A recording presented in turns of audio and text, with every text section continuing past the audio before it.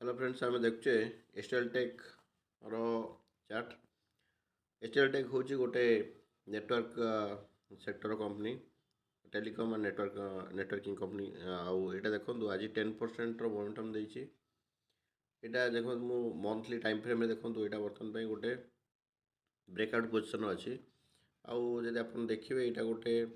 को pattern W pattern बा गोटे कप एंड हैंडल रो गोटे पैटर्न करी। तेणु आम जानी कप एंड हैंडल गोटे हूँ भल पैटर्न जोटा कि आम ब्रेकआउट देवाई। आउ जदि आम देखा यहाँ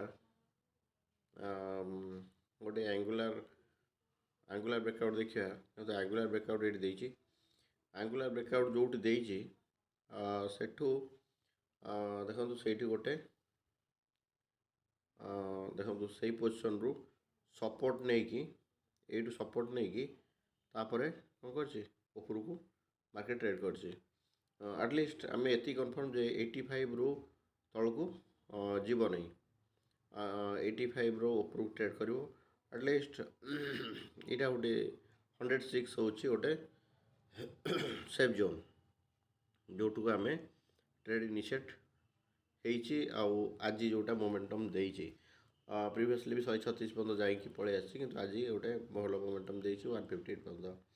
आउ जेहेतु आज गोटे 10% मोमेंटम देती एटलिस्ट आम एक्सपेक्ट कर 136 रू मार्केट यहाँ स्टॉकटा इनिशिएट कर रीइनिशिएट कर रिट्रेस करके कहीं एत बड़ मोमेंटम रे तो ऊपर ट्रेड कर किसी कहीहबन। तेणु आम होप करवा यहाँ गोटे जेहतु monthly candle monthly time frame रे गोटे बहुत भल मोमेंटम देखिए। डेली टाइम फ्रेम देखा देखो जापर देखो डेली टाइम फ्रेम रे 136 हूँ जोटा सेफ जोन जो आम ट्रेड इनिशिएट कर एटलिस्ट यार हाफ ऑफ द कैंडल 148 150 कि बिलो द कैंडल 140 कि 144 पाखापाखि आम ट्रेड कर आउ देखो तार सब जाक इंडिकेटर देखो डेली टाइम फ्रेम रे RSI मोमेंटम अच्छी MACD क्रॉसओवर अच्छी ADX क्रॉसओवर देती। वीकली टाइम फ्रेम में देखिए वीकली भी 60